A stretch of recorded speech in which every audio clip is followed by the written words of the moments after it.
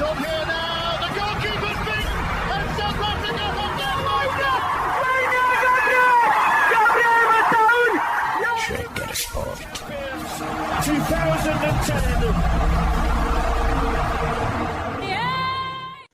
ሰላም ጤና ይስጥልን እንደምናላችሁ የተከበራችሁና የተወደዳችሁ የሸገር ስፖርት ዊዝ አበበ ግደይ የዩቲዩብ ቻናል ቤተሰቦቻችን በያላችሁበት እጅግ አስደሳች ጊዜን እያሳለፋችሁ እንደሆነ ተስፋ እናደርጋለን። መልካሙን ሁሉም ለናንተ እንመኛለን። ታዲያ ይህንን ሸገር ስፖርት ዊዝ አበበ ግደይ የሚለውን የዩቲዩብ ቻናላችንን ሰብስክራይብ አድርጉት፣ የደውል ምልክቱን ተጫኑትና አዳዲስ ፕሮግራሞችን ስንለቅ መልእክት ይድረሳችሁ። ላይክ በማድረግ እንዲሁም ደግሞ ሊንኩን ለሌሎች በማጋራት በተከታዮች ቁጥር እንድንበዛ የምንሰራቸው ፕሮግራሞችም ብዙ ሰዎች ጋር እንዲደርስ የምታደርጉትን ጥረት አጠናክራችሁ ቀጥሉ እንላለን። እስካሁን ላደረጋችሁልን ድጋፍ፣ እገዛ እና እኛን ለማንቃት ለሄዳችሁት ርቀት በሙሉ ምስጋናችን ትልቅ ነው። በጣም እጅግ በጣም አድርገን እናመሰግናለን። ቅዳሜ ነው፣ ነገ ደግሞ እሁድ። ነገ ምሽት 1:30 በኢትዮጵያ ሰዓት አቆጣጠር አርሰናል ባለሜዳ ሆኖ ማንቸስተር ዩናይትድን ያስተናግዳል። ብዙ የጓጓንለት ብዙ ያልንለት የኤምሬትስ ስቴዲየሙ ጨዋታ ነገ ነው የሚደረገው። ደህና ነሽ? አለሁ ደህና ነኝ። እንደምን አለ? ሁሉ መልካም እግዚአብሔር ይመስገን። በጣም አሪፍ። በቃ ሰተት ብለን እንግባ ወደ ወሬው። አዎ ምንም ሰላምታ ማብዛት ጥሩ አይደለም። ወደ አለፈ ሰላማት ነው። እሺ ሰላምታ በዛ ምናምን ብትይ መስለኝ። እሺ ለማንኛውም ልክ ነው። ብዙ ነገሮች እናነሳለን። የሳምንቱ መጨረሻ ጨዋታዎች የሚደረጉበት ጊዜ ስለሆነ እና ደግሞ ተጠባቂው እሁድ ስለደረሰ ከጨዋታው ጋር በተያያዘ ብዙ የሚባሉ ነገሮች ስላሉ እዛ ላይ የበለጠ ትኩረት እናደርጋለን። አዎ የአርሰናልና የማንቸስተር ዩናይትድ ጨዋታ በተለያዩ ምክንያቶች በጉጉት የሚጠበቅበት መጠን ጨምሯል። የአርሰናልና የማንቸስተር ዩናይትድ ጨዋታ በጉጉት የሚጠበቀው አንድ አርሰናል በጣም ምርጥ የሚባል የውድድር ዓመትን እያሳለፈ ስለሆነ ነው። አርሰናል በእንግሊዝ ፕሪሚየር ሊግም በአውሮፓ ቻምፒዮንስ ሊግም በካራባኦ ካፕም በኤፍኤ ካፕም ልክ ብቻ ነው እስካሁን። በፕሪሚየር ሊግ አንደኛ ነው። በኤፍኤ ካፕ ጨዋታውን አሸንፏል። በካራባኦ ካፕ ግማሽ ፍጻሜ እስኪደርስ ድረስ መደዳውን ተጋጣሚዎቹን አሸንፏል። በአውሮፓ ቻምፒዮንስ ሊግም ሁሉንም ጨዋታዎች ነው ያደረገው ያሸነፈው።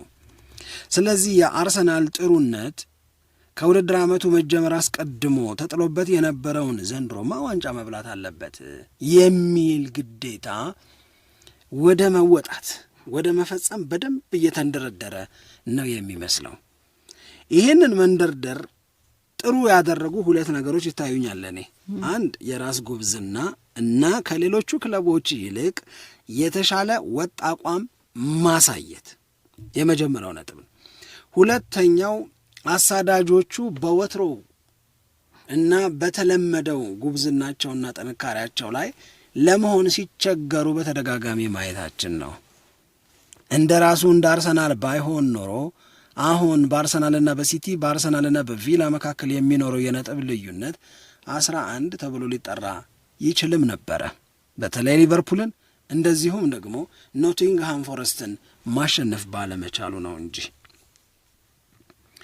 እሁድ ነገ የሚደረገውን ጨዋታ ማሸነፍ ለአርሰናል ይህንን ብዙዎች የጓጉለትን ከ2003-2004 የውድድር ዓመት በኋላ የፕሪሚየር ሊጉን ዋንጫ ለማሸነፍ ያለውን መንደርደር ከማጠናከር አንጻር ድል የግድ ነው። ድል የግድ ነው ለአርሰናል። አሁን ድል የግድ ነው የሚለው መፈክር መሰል ሐሳብ በትንተና ሲቀርብ ይሄ ድል እንዴት ይመጣል ነው። ድሉን እንዴት ማምጣት ይቻላል? የግድ የሆነውን ድል እንዴት ማምጣት ይችላል ነው። አርሰናልን በተመለከተ ስለሆነ አስቀድመን የምንነጋገረው አርሰናል በየመጫወቻዎቹ ክፍሎች ያ ማለት የመከላከል የአማካይ እና የማጥቃት ክፍሎች ላይ በጣም ጥሩ ተደርጎ የተደራጀ በጣም በጥሩ ሁኔታ የተዋቀረ አሰልጣኙ የሚፈልገው የተጫዋቾች ስብስብ በስፋትም በጥንካሬም የተሟላለት ሲሆን አይተናል። ዘንድሮ እንደዚህ ባይሆን ኖሮ ምናልባት ስለ አርሰናል የምንነጋገረው ነገር የመቀየር እድሉ በጣም ሰፊ ነበረ እስካሁንም ቢሆን። ምክንያቱም አርሰናል ከሌሎች ክለቦች በተለየ በጣም ተደጋጋሚ ጉዳት አጋጥሞታል። ነገር ግን ሰፍቶ ስለገባ ወደ ውድድር ዓመቱ ጠንክሮ ስለገባ በተጫዋቾች ስብስብ ወደ ውድድር ዓመቱ አሁንም አንደኛ ነው። አሁንም በተሻለ ጠንካራነቱ የሚነሳው መድፈኛው ነው፣ ምንም ጥርጥር የለውም። የአርሰናልና የማንቸስተር ዩናይትድን ጨዋታ በተመለከተ ስንነጋገር የተለየ ነገር ስለ ተከላካዩ ልናወራ ምንችል አይመስለኝ። ምክንያቱም የአርሰናል የመከላከል አቅም በተለመደ ጉብዝና ጠንካራ በሚባሉ ተጫዋቾች የተደራጀ ነው። ዊሊያም ሳሊባና ጋብርኤል ማግሃሌሽ የመጀመሪያ ተሰላፊ ሆነው ወደ ሜዳ ይገባሉ ካልሽ ዊሊያም ሳሊባን በተመለከተ ማግሃሌሽን በተመለከተ ልንል የምንችለው እስካሁን ስንል የመጣነው ነው። በውድድር ዓመቱ ሙሉ በመደነቅ በመገረም በማድነቅ በማንቆለጳጰስ ማግሃሌሽ ማለት ለአርሰናል ብለን ሳሊባ ማለት ለአርሰናል በተለይ ደግሞ ሁለቱ አንድ ላይ ሲገቡ ብለን የምንናገረው ነው። የሪካርዶ ካላፊዮሪ ጉዳት ስኬሊን የሂንካፒያ ለመኖር ስኬሊን እንዲመርጥ ማድረጉ በስኬሊ ላይ ሰምሃው ለመተማመን መቸገር ሊኖር ይችላል። እንደ 2024-25 አይደለም በሚል መሃሉ ላይ ስትሄጂ ጌታ ነው፣ ምንም የሚወጣለት ነገር የለውም። ዴክላን ራይስ ላይ ነው የምታወጪው ወይስ ዙቢሜንዲ ላይ ነው? እንደውም በቀደም ኦዴጋርድ ከኖቲንግሃም ፎረስት ጋር ጥሩ አልነበረም ምናምን እያልሽ ከዛ ከኖቲንግሃም ፎረስት ጨዋታ በፊት አርሰናል ራሱ ከሊቨርፑል ጋር ጥሩ አይደለም እያልሽ ግን ከዛ በፊት ይህንን ኦዴጋርድን ነው አርሰናል በቃ ሁሌም የሚፈልገው እሱ እንዲህ ሲሆን አርሰናል ያምራልም ያሸንፋልም ምናምን የምንልለት ነው። ወደፊት መስመር ስንመጣ ከበቀደሙ የአርሰናልና የኢንተር ሚላን የቻምፒዮንስ ሊግ ጨዋታና ድል በኋላ አይ ቲንክ አርጊመንታችንን ለመቀየር ወይም በሌላ ፐርስፔክቲቭ ለመነጋገር የምንገደድ ይመስለኛል። ምክንያቱም ጋብርኤል ሄሱስ ያሳየው እንቅስቃሴ፣ ምክንያቱም ቪክቶር ዮኬሬሽ ተቀይሮ ከገባ በኋላ ነገሩ ለምርጫ ቀላል እንደማይሆን እንዲሰማን አድርጎ ነው የወጣው። ስለዚህ እኔ ተከላካይ ላይ፣ ግብ ጠባቂ ላይ፣ አማካይ ላይ ከለመድናቸው ስሞችና ፊቶች ውጪ አርቴታ ለውጥ ያደርጋል ብዬ አላስብም። የግዳጅ ለውጥ የሚያደርግበት ምክንያት ካልመጣ በስተቀር ጥያቄ ምልክት ውስጥ የወደቀው ፊት ላይ ማንን ያድርግ?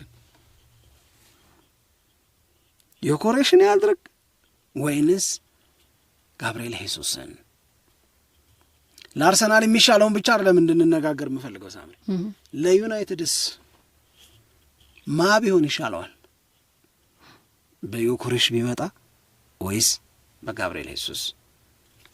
ያንቺን ሀሳብ አስቀድመን እንስማ። ይሄ ያው በጣም ብዙ ሰዎች አስተያየት እየሰጡበት የሚገኝ ጉዳይ ነው። ልክ ጋብርኤል ሄሱስ ከጉዳት ተመልሶ ጨዋታ ማድረግ እንደጀመረ የተፈጠረ ክርክር ነው እና በቃ ለዮኬሬሽ እስከዛሬ ድረስ አርቴታ ምርጫ ስላልነበረው በዮኬሬሽ ላይ ተማምኖም ሳይተማመንም በየጨዋታው ላይ ያሰልፈው ነበር። ነገር ግን አሁን ያ ወደ ምርጫ የሚቀየርበት እድል መጥቷል።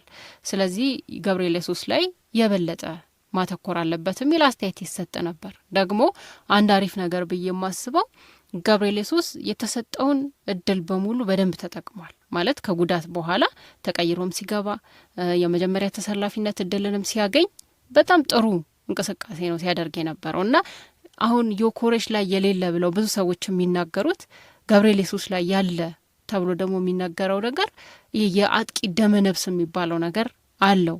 አሁን አጥቂ ይሄ አጥቂ ደመነፍስ ምን አይነት ነው ሲባል ዝም ብለህ ይሄ እዛው ጎል አካባቢ ትገኛለህ፣ ከዛ ደግሞ ገምተህ ኳሱ ታይሚንግህም በጣም አሪፍ ይሆናል። አሁን ለምሳሌ በአለፈው ጨዋታ ላይ የመጀመሪያውን ጎል ያስገባበት ኢንተር ሚላን ላይ የመጀመሪያውን ጎል ያስገባበት ጋብርኤል ሄሱስ ያ አይነት ነገር ያለው ነው እና ያንን ነገር ዮኬሬሽ ላይ ያገኛን ስላልሆነ አርቴታ በደንብ ማሰብ አለበት ተብሎ ይጠቀሳል። በሌላ በኩል አንተ ማትቀበለው ደግሞ ክርክር አለ። ዮኬሬሽ መኖሩ አርሰናል እንዲያሸንፍ በጣም ትልቅ አስተዋጽኦ ያደርጋል።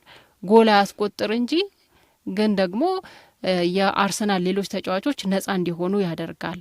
አርሰናል በመከላከሉ ላይ ወይም ደግሞ ጎል እንዳይገባበት አርሰናል ጎል እንዳይገባበት የዮኬሬሽ ላይ የተቃራኒ ቡድን ተጫዋቾች 2-3 ሆነው እሱን አጅበው ስለሚቀመጡ የቁጥር ብልጫ እንደመውሰድ አድርጎ ሊታይ ይችላል ብለው ክርክር የሚያስቀምጡም ሰዎች አሉ። በብዙ አንግል ነው ይሄንን ትንታኔ የሚቀርብበት።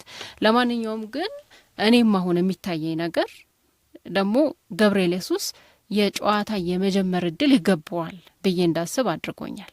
በተለይ የጨዋታ ፍላጎቱ እንደገና ከኢንተር ሚላን ጨዋታ በኋላ የተናገረው አንደኛው ነገር ለአርሰናል በዚህ የውድድር ዓመት በቃ የሆነ ነገር ማድረግ ፈልጋለሁ ብሎ ሲናገር ነበር እና የሆነ ነገር ደግሞ ማድረግም አለብን ተጫዋቾቹ በሙሉ በትልቅ ተነሳሽነት ውስጥ መሆን አለብን ብሎ አስተያየት ሲሰጥ ነበር እና ይሄንን አሁን ገብርኤል ኢየሱስ እያሳየ የሚገኘውን የሜዳ ላይ ብቃት በመጠበቅ ረገድም ደግሞ አርቴታ ትልቅ ኃላፊነት አለበት። ጥሩ ሁኔታ ላይ ከሆነ ያለው ጥሩ ሞመንተም ላይ ከሆነ ያለው እድል ሊሰጠው ይገባል ኢየሱስ። ስለዚህ አርቴታ ያደርገዋል ተብሎ አይጠበቅም ይመስለኛል። ዮኬሬሽን የመጀመሪያ ተሰላፊነት እድል ይሰጣል ተብሎ ነው እየተጠበቀ የሚገኘው።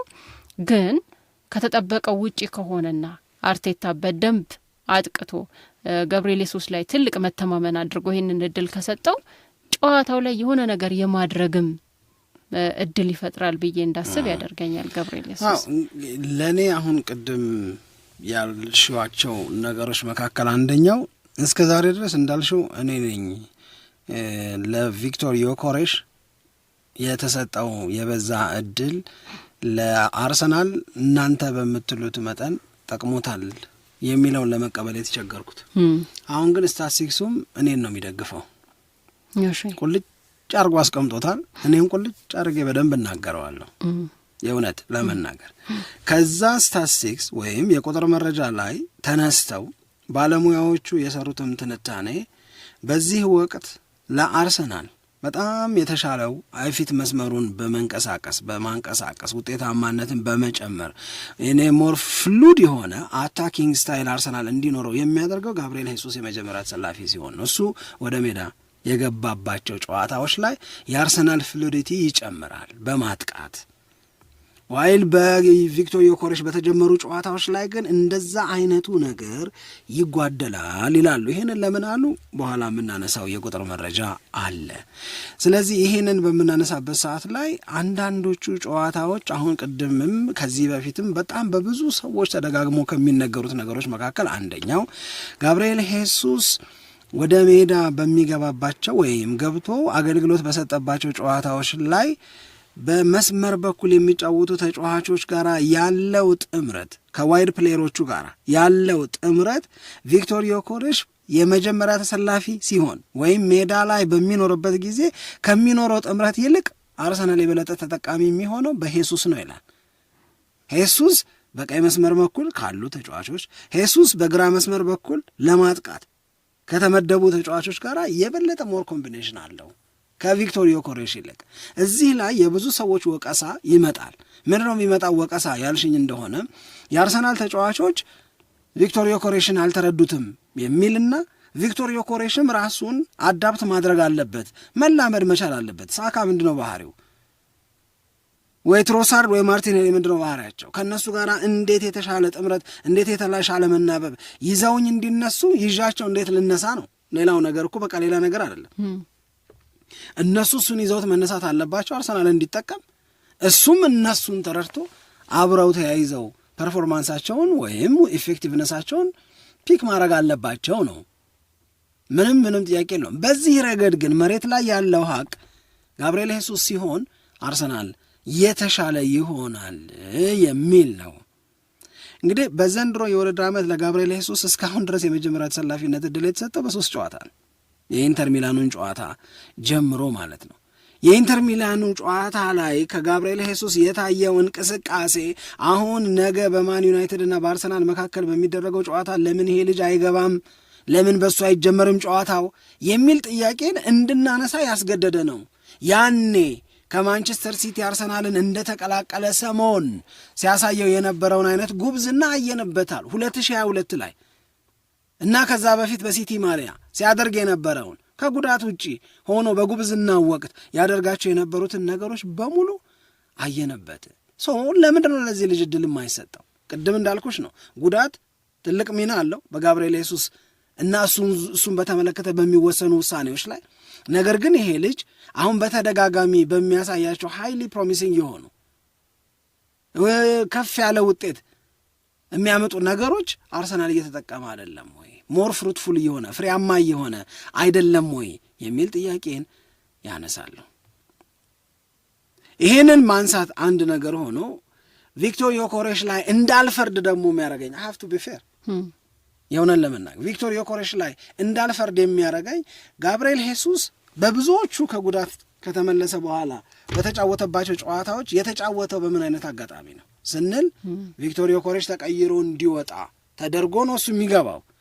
በአብዛኛው ከ65 እና ከ70 ደቂቃ በኋላ ነው የመጫወት ዕድል የሚሰጠው። እነዛ ከ70 እና ከ65 ደቂቃ በኋላ ያሉት ደቂቃዎች የአርሰናል ተጋጣሚዎች ምን ማድረግ የሚፈልጉባቸው ደቂቃዎች ናቸው ስቲ አርሰናል አንደኛ የሆነው ብዙዎቹን ጨዋታዎች ስላሸነፈ ነው አይደል? ስለዚህ አብዛኞቹ ጨዋታዎች ላይ የአርሰናል ተጋጣሚዎች ጎል ማስቆጠር የሚፈልጉበት ጊዜ ላይ ነው ጋብርኤል ሄሱስ የሚገባው። ያ ማለት ጨዋታው ሲጀመር የሚኖረው ታይትነስ እሱ ተቀይሮ ሲገባ አይኖርም ነው። ቪክቶር ዮኬሬሽ ይሄ ዕድል የለውም። በዝጉ ጊዜ እሱ፣ በክፍቱ ጊዜ ጋብርኤል ሄሱስ። ስለዚህ አሁን አንድ የተጋጣሚዎቹ የፍላጎት ለውጥ መመራታቸውን ተከትሎ ወያቻ ለመሆን ወያቻ ከሆኑ ጎል ለማስቆጠር ምናምን በጣም እንትን በሚሉበት ሰዓት ላይ ነው የሚገባው። እንደዛ አይነት ስፔስ የሚሰጥ እድል ጋብርኤል ሄሱስ የሚያገኘውን ያህል ቪክቶር ዮኬሬሽ አላገኘም ብለን ለቪክቶር ዮኬሬሽ አርጊመንት ልናስቀምጥ እንችላለን፣ በመረዳትም በማዘንም። ከዛኛው ገብቶኛል። እንደውም እኔ የተገናኘልኝ ዮኬሬሽ ተቀይሮ ሲወጣ አርሰናል ጎል ያስተናግዳል የሚልም ደግሞ አስተያየት የሚሰጡ ሰዎች አሉ ብዬ ቅድም ሳነሳ ነበር።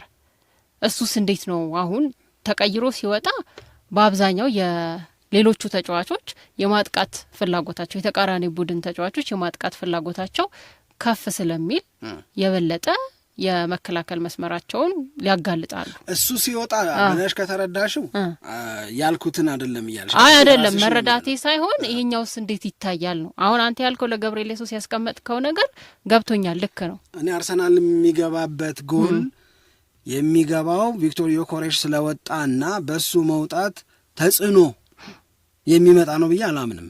እኔ ማምነው አሁን እንዳልኩሽ የአርሰናል ተጋጣሚዎች በአርሰናል ጎል ገብቶባቸዋል። ስለዚህ ሁልጊዜም እንደምናውቀው ላስት ሚኒት ላይ የተመራ ያለ ቡድን ፕሬሸር ያሳድራል አይደል? ልሞክር ብሎ ማድረግ የሚችለው በተቻለ አቅም ጎል ለማስቆጠር ጥረት ያደርጋል። እንዲህ ያለው ጥረት ላይ የሚመጡበት ደቂቃ ስለሆነ ነው እንጂ እንደው አሁን እውነት እንነጋገር ተብሎ ካወራን ቪክቶር ዮኬሬሽን ውጥር አድርጎ የሚውል እዛው ላይ 2-3 ሰው የሚመድብ ለድሮ ሮናልዶ የሚደረገው ለብራዚላዊ ሮናልዶ እንደሚደረገው ምናምን እኔ ማንም እንደዛ ሲለፋ አላየው። አም ሶሪ እኔ አላየው። ግን ላስት ሚኒት ላይ አርሰናል ይመራል፣ አርሰናል ያሸንፋል። ለዛ ነው አንደኛ የሆነው፣ በዚህ እንስማማ። ስለዚህ ላስት ሚኒት ላይ እነዚህ ሲመራቸው የነበሩ ክለቦች አቻ ለመሆን ጎል ለማስቆጠር ከጨዋታው ምንም ነጥብ ሳያገኙ ላለመቅረት ሲሉ የመጨረሻው ደቂቃ ላይ ይፍጨረጨራሉ። በዛ ምክንያት አልፎ አልፎ አርሰናል ላይ ጎል ይገባል። ይሄንን ከዮኬሬሽ ተቀይሮ መውጣት ጋር ሰፍቼ ላስበው አልችልም። እኔ ይሄ የኔ አመለካከት። ዮኬሬሽ ግን እንደ ጋብርኤል ሄሱስ እድለኛ አይደለም። ምክንያቱም እነዛ ለማጥቃት ወደ አርሰናል የግብ ክልል ሲሄዱ ለነ ጋብርኤል ሄሱስ የሚፈጠረው የግብ እድል የመፍጠር ጎል የማስቆጠር አሪፍ ሙከራዎችን የማድረግ እድል ለቪክቶር ዮኬሬሽ አልተመቻቸለትም የሚለው አርጊመንት ግን ይገዛኛል። እኔ የኔን አመለካከት ነው የምነግርሽ። እንደዛ አይነት ማዘን አለኝ መረዳት ወይም በለን የምንወስደው ማለት ነው። እና የአርሰናል በቪክቶር ዮኬሬሽ መኖርና አለመኖር ያለው ሀቅ በዘንድሮ የውድድር ዓመት በነገራችን ላይ ወደ 20 በሚደርሱ ጨዋታዎች ነው እሱ ለመጫወት እድል የነበረው። ከነዛ ውስጥ በ3ቱ ብቻ ነው የመጀመሪያ ተሰላፊ ያልሆነው። በ17ቱ የመጀመሪያ ተሰላፊ እድል ተሰጥቶታል። አርቴታ በእሱ ላይ ተስፋ ቆርጦ አላየሁትም፣ እድል እየሰጠው ነው የሚገኘው። ከጋብርኤል ሄሱስ የሚገኘው ነገር እየጨመረ ቢመጣም በቪክቶር ዮኬሬሽ በኩል እድገት ውስንነት ቢኖርም የፐርፎርማንስ የውጤታማነት ውስንነት ቢኖርም ግን ስቲል በቪክቶር ዮኬሬሽ ላይ የበለጠ ፍላጎት አለው።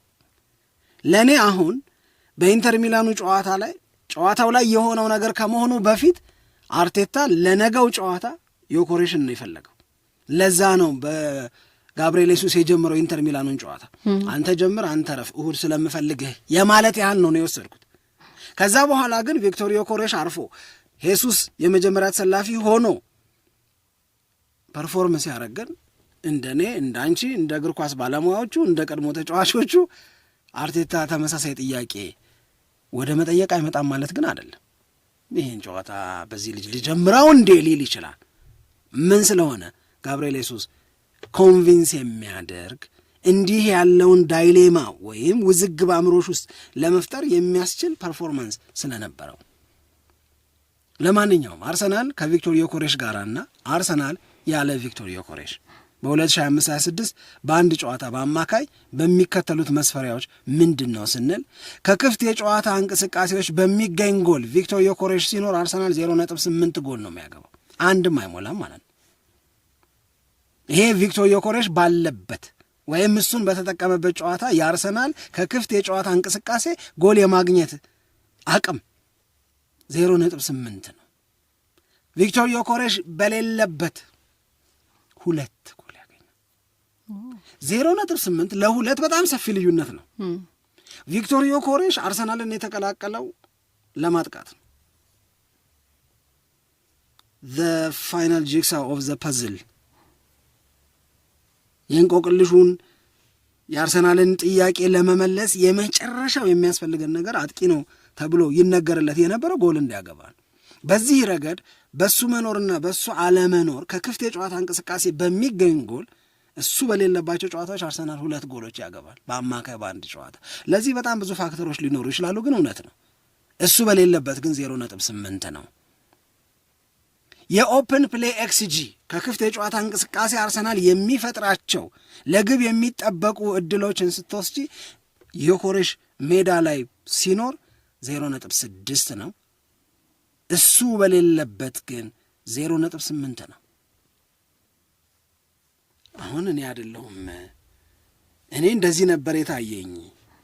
አሁን ለነገው ጨዋታ ሲሉ እነ ወብታ መረጃ ሲያወጡ ጋሽ አበበ ልክ ነው ታሉኝ ነው ብዬ የምወስደው ነው። ይሄንን የእውነቴን ነው የምነግርሽ። አላየም አይኔም። እውነት ለመናገር አርሰናል ሲያጠቃ በጋብርኤል ሄሱስ የበለጠ ያስፈራኛል። በቪክቶር ዮኬሬሽ ላይ ግን መጓደሎች አሉ። ቅድም ያልኩሽ መረዳት እንደተጠበቀ ሆኖ ይሄንን ብቻ ሳይሆን ሌላ ቻርት ወጣ። ኦፍኮርስ እንደነዚህ ያሉ ቻርቶች ዲሲቪንግ ነገር አላቸው። ምክንያቱም ቪክቶር ዮኬሬሽን በተመለከተ የምትወስጁ ሳምፕል በጣም ብዙ ነው።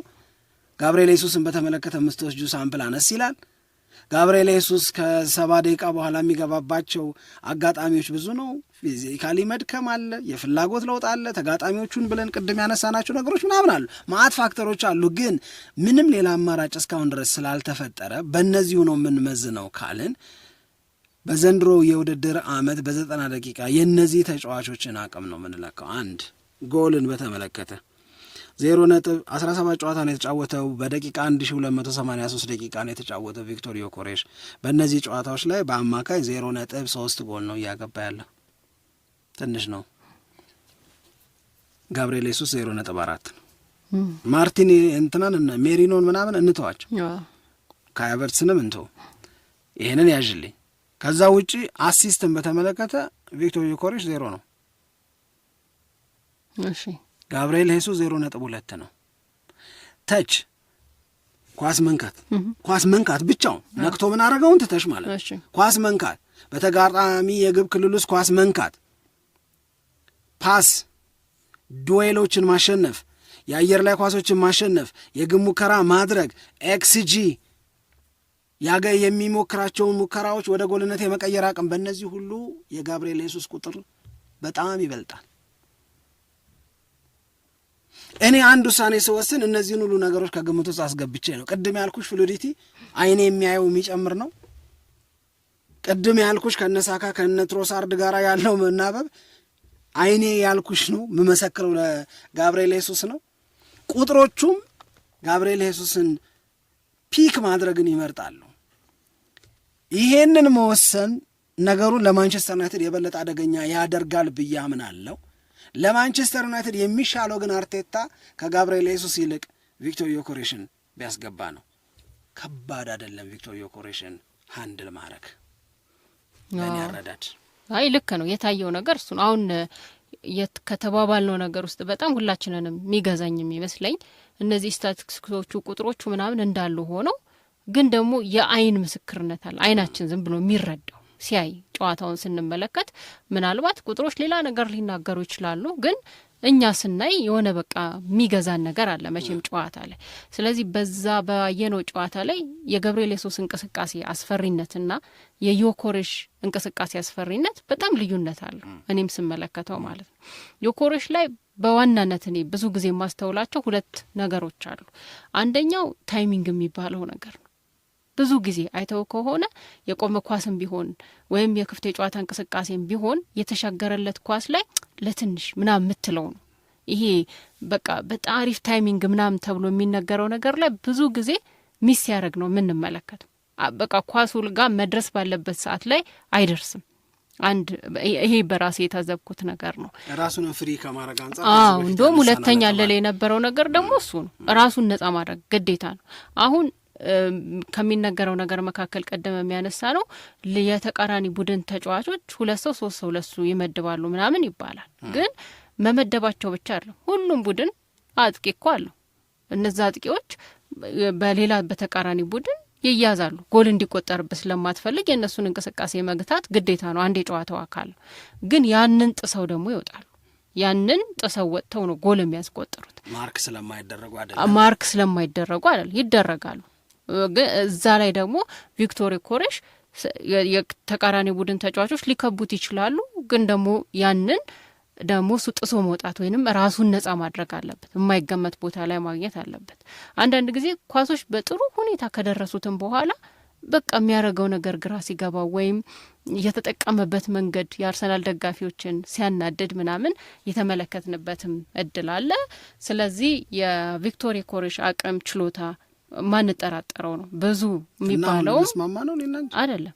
እንዴት እኔ እንጃ ግራ ገብቶኝ ምን ሁለታችንም ሄሱስ ልንል ነው ወይ ብያለሁ እኮ መጀመሪያ አልሰማኝም እንዴ? አብኮ ስላልሽ እኮ ስጠቀልየው ግን ቢሆንም ዮኬሬሽ ባያለች አይደለም ባለች ስለነበር አይ እንደዛ አይደለም። ይሄ ሁሉ አስተያየት የሚሰጠው እኔ ስረዳ የዮኬሬሽን አቅምና ብቃት ስለምናውቅ ነው። ወደ አርሰናልም ሲመጣ የፈጠረው ተጽዕኖ ወደ አርሰናል እንዲመጣ የሆነበትም ዋናው ምክንያት በጣም አሪፍ አጥቂ ስለሆነ ነው። እና አሁን በአንዳንድ ሰዎች የሚናገሩት ነገር ምንድነው ቪክቶር ዮኬሬሽ አንድ ጊዜ አሁን እነዚህ ሁሉ ችግሮች ምናምን ተቀርፈው ከአርሰናል ጋር በጣም ተዋህዶ ጎል ማስቆጠር የጀመረ ጊዜ ያኔ አርሰናል በጣም በጣም የተለየ ሊሆን ይችላል። ያ ጊዜ ይመጣል ወይ ነው አሁን የሰሞኑ የዝውውር ጉዳይ ላይ የሚነሳው ነገር ያ ጊዜ ሳይመጣ ሊለያዩም ይችላሉ የሚል ነገር አለ። እሱን ሌላ ቀን እንመለስበት እንችላለን። አርሰናል ከማንቸስተር ዩናይትድ ጋር በሚያደርጉ ጨዋታ ዙሪያ አርቴታ ማንን ይምረጥ? ቪክቶር ዮኬሬሽን ወይንስ ጋብርኤል ሄሱስን ብለን የተነጋገር ነው። ደግሞ በሌሎች መረጃዎች ዳግም እናንተን ለማግኘት ያብቃን እንላለን። በያላችሁበት ሰላም ሆኑልን። ኢትዮጵያ ለዘለዓለም ትኖር።